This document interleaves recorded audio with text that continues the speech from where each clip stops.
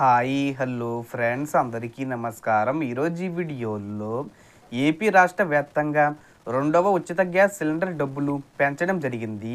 అలాగే మీకు ఈ డబ్బులు రావాలంటే మీరు ఈ విధంగా చేయవలసి ఉంటుంది.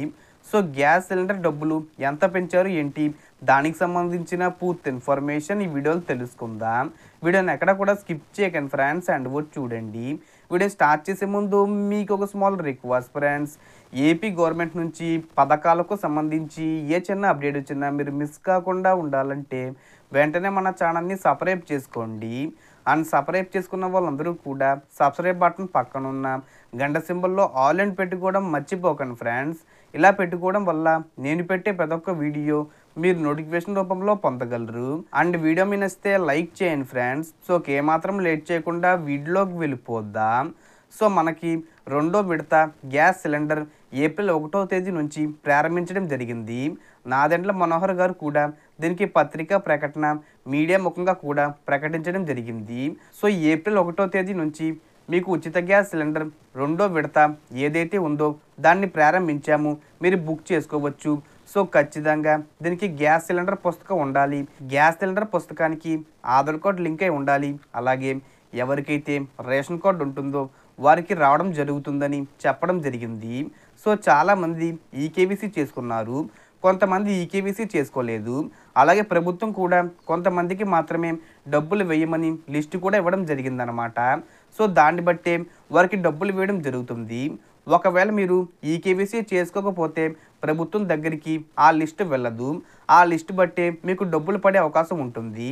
దయచేసి ఖచ్చితంగా ఈకేవీసీ చేసుకోండి. ఎండ ఎక్కువైనా సమయం ఎక్కువైనా ఈకేవీసీ మాత్రం చేసుకోండి.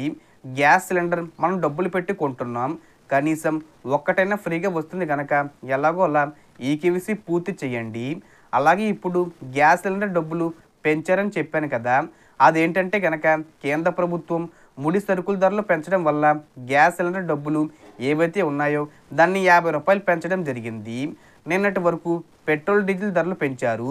అలాగే ఇప్పుడు గ్యాస్ సిలిండర్ ధరలు కూడా పెంచారు.